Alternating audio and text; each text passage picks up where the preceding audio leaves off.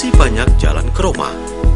Bisa saja masih dipercaya orang sampai sekarang, sebab pembenarannya ada pada tujuan yang pada akhirnya tercapainya juga, meski dengan cara menempuh jalan yang berbeda.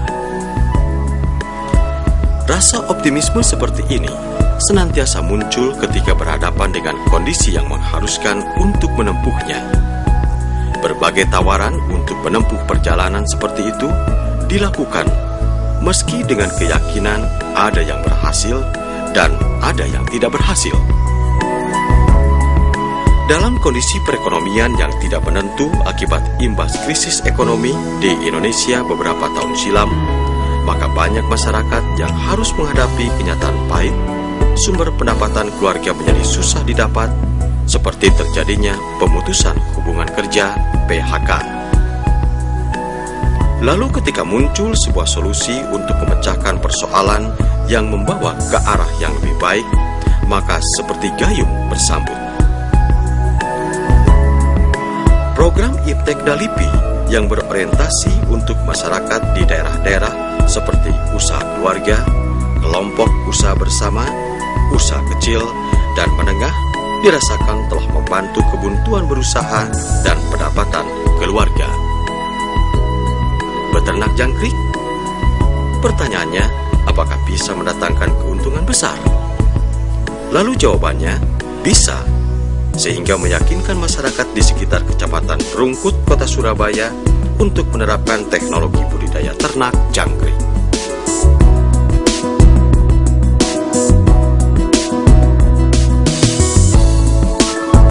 Kepastian peluang beternak jangkrik merupakan hasil survei Universitas Airlangga Surabaya, karena tergugah untuk ikut berpartisipasi aktif membantu pemerintah untuk mengentaskan kemiskinan, diantaranya dengan jalan memberikan pendidikan dan pelatihan kepada masyarakat tentang seluk-beluk budidaya ternak jangkrik.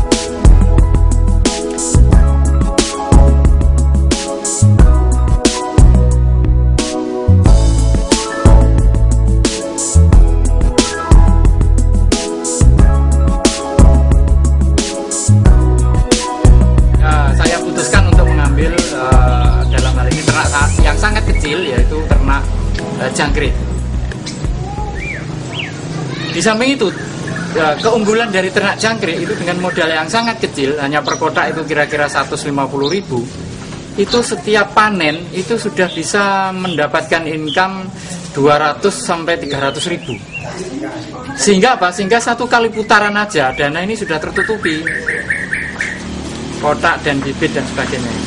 Nah, itu ide awal yang pertama.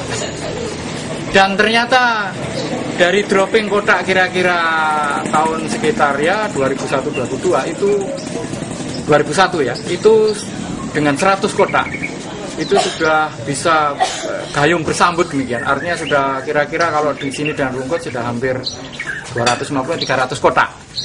Nah, itu menunjukkan bahwa animo masyarakat itu cukup tinggi untuk ternak jangkrik. Program Iptekda LIPI yang dikemas oleh Fakultas Kedokteran Hewan Universitas Airlangga sebagai pengusul kegiatan dan paguyuban pembudidayaan ternak jangkrik P2TJ sebagai sasaran kegiatan serta pemerintah Kota Surabaya. Langkah awal adalah meningkatkan keterampilan para peternak mengikuti pendidikan dan pelatihan. Tujuannya memberikan percontohan tentang cara beternak jangkrik, meliputi cara pembibitan, penetasan telur, pembiakan siap panen, pemberian pakan, sistem kandang, serta pemberantasan penyakit.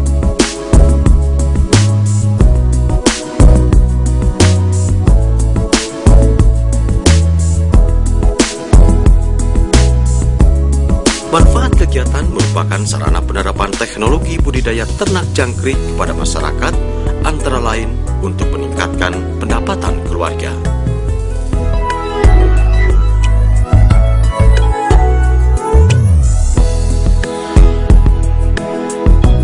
Dan beternak jangkrik ini tidak membutuhkan kerutan yang sangat jelimet atau rebek atau bahasa Jawanya. Jadi cukup simpel dan sederhana, yaitu dengan penetasan telur. yang bentuknya seperti butiran parutan kelapa, itu kira-kira 1 minggu sudah menetas. Kemudian dipelihara usia kira-kira 25-26 hari, itu sudah siap panen. Ya, siap panen. Nah, kemudian risiko kematiannya kecil sekali. Bahkan bisa dikatakan hampir 0%, 0% kematiannya itu. Kecuali kalau memang ada semut, ya, kemudian ada cicak itu ya, dan sebagainya. Mungkin hewan-hewan yang pemangsa jangkrik.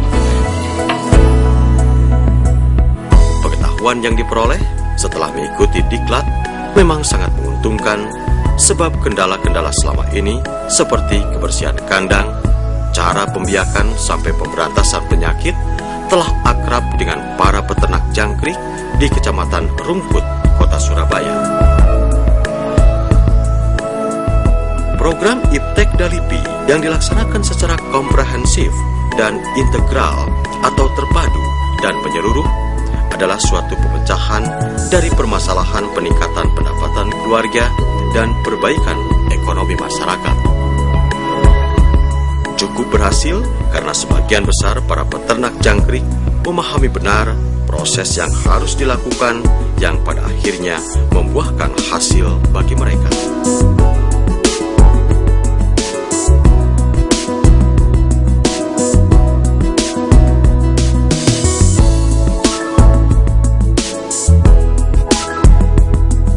Teori yang kemudian dipraktekkan di lapangan ternyata dapat dinikmati, sebab jangkrik yang jumlahnya ribuan mampu menembus pasar lokal dan di luar Surabaya.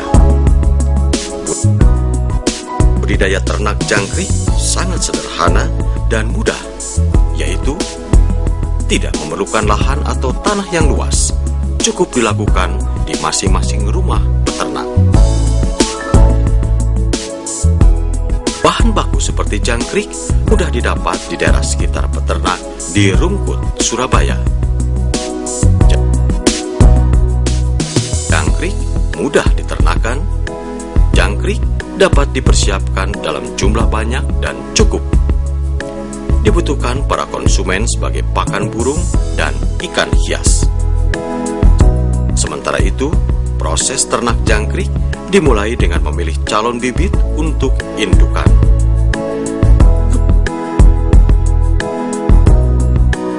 Kemudian, telur yang menyerupai butiran parut kelapa ini kira-kira 4 sendok disimpan di atas kain putih.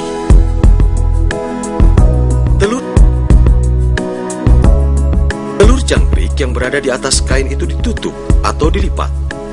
Dalam hal pelipatan kain ini tidak terlalu rapat, namun diberikan semacam rongga-rongga dan jangkrik akan keluar dari sela-sela kain ketika proses penetasan berlangsung.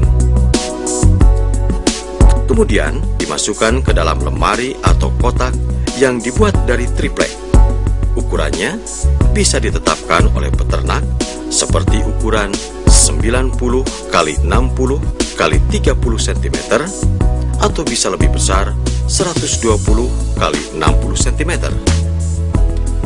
Lemari-lemari tempat penetasan telur itu telah diisi dengan media pembiakan seperti daun-daun pisang kering dengan makanan hijauan berupa daun duri kapur sirih. Bila daun-daun kering, maka bisa disemprot dengan air tetapi tidak terlalu basah, atau disemprot untuk pemberantasan penyakit. Masa penetasan telur lamanya 1 minggu, sedangkan masa panen dapat dilakukan setelah 25 sampai 26 hari. Satu kotak atau satu lemari berisi 25 kg jangkrik. Apabila masa panen tiba, jangkrik-jangkrik tersebut dikeluarkan, jumlahnya mencapai ribuan. Kemudian, jangkrik ditempatkan di dalam baskom untuk penimbangan dengan berat atau hidup sebanyak 1 kg.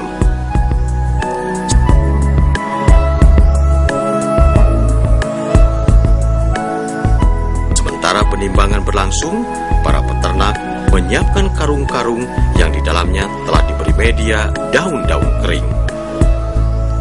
Kemudian karung yang telah berisi jangkrik diikat bagian atasnya.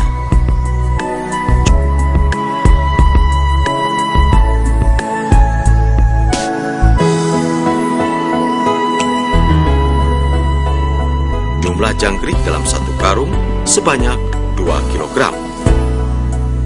Kemasan jangkrik dalam karung seperti inilah yang siap untuk memenuhi kebutuhan pakan burung dan ikan hias. Kemudian kalau ditinjau dari untuk apa sih jangkrik itu? Jadi untuk konsumsi apa hasil panen jangkrik? Itu yang pertama adalah untuk pakan burung, itu yang paling utama. Kemudian untuk pakan ikan, baik ikan arwana atau lohan atau ikan hias yang lain.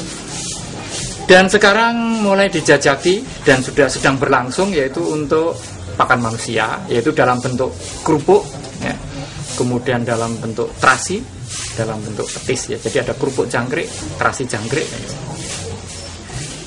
Bahkan saya dengan teman-teman termasuk Pak Imam itu pernah menjajaki ekspor, kemungkinan ekspor, yaitu kita bekerja sama dengan pabrik pengalengan ikan namanya Rekarning di Beji, Pasuruan, itu untuk diekspor dalam bentuk kalengan, jangkrik kalengan, yaitu tetap untuk pakan burung tapi untuk konsumsi di luar negeri. Ya, pakan burung awetan dalam bentuk pakan kalengan. Tetapi ini sementara ini masih musiman sifatnya, artinya belum kontinu. Jadi mungkin 1 tahun 2 kali masih pengambilannya, sehingga ini juga belum begitu banyak. Tapi yang paling banyak terserapnya itu di pakan burung dan di pakan ikan. Ambil contoh di Surabaya itu sekarang rata-rata tiap 1 hari itu 3 kuintal. Kebutuhan jangkrik itu 3 kuintal. Itu sudah pasti terserap di Surabaya kan. Belum nanti di tempat-tempat lain kita jajaki, misalnya di Jakarta, misalnya di Bandung, Bali dan sebagainya. Itu menurut informasi yang saya terima itu harganya lebih bagus, ya. Harganya lebih bagus. Artinya jauh lebih tinggi dibanding di sini. Sehingga nanti kalau dengan dihitung-hitung dengan harga, dengan transport dan sebagainya itu masih mencukupi, why not ya? Kenapa tidak kita kirim ke sana begitu?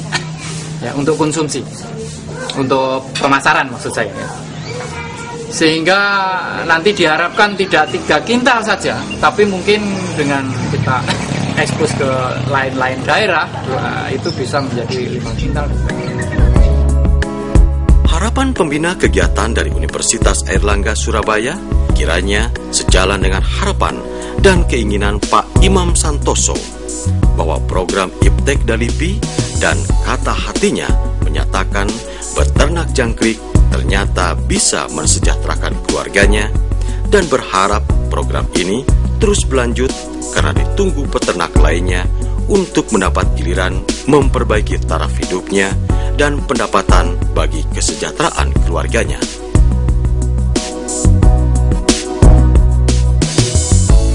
Hasil di sini tuh lebih banyak ya, terus lebih berkualitas, dan saya sendiri bersama masyarakat di wilayah Porong, khususnya desa Kupang, ini bisa menambah penghasilan dari bapak-bapak maupun ibu-ibu yang pelihara di sini. Ya, bagi mereka itu saya rasa cukup membantu, dan harapan kita semua untuk langkah yang akan datang, kita harapkan baik pemerintah maupun dari UNER membantu untuk ekspor jangkrik kita. Paket program Iptek Dalipi yang dilaksanakan secara terpadu bersama Unair Surabaya dan para peternak jangkrik di Kecamatan Rungkut, Kota Surabaya telah menumbuhkan rasa percaya diri, apalagi peluang untuk memasarkan hasil ternaknya terbuka luas untuk memenuhi kebutuhan pakan burung dan ikan hias. Dan pintu permintaan dari konsumen di luar negeri seperti Jepang, Filipina, Taiwan, Korea, negara-negara Eropa, dan Amerika Serikat semakin terbuka. Ini adalah sebuah jalan bagi para peternak jangkrik di Kecamatan Rungkut, Kota Surabaya, untuk memenuhi kebutuhan pakan burung dan ikan hias lokal, regional, bahkan internasional. Itu berarti peluang itu semakin terbuka yang bermuara meningkatkan pendapatan keluarganya.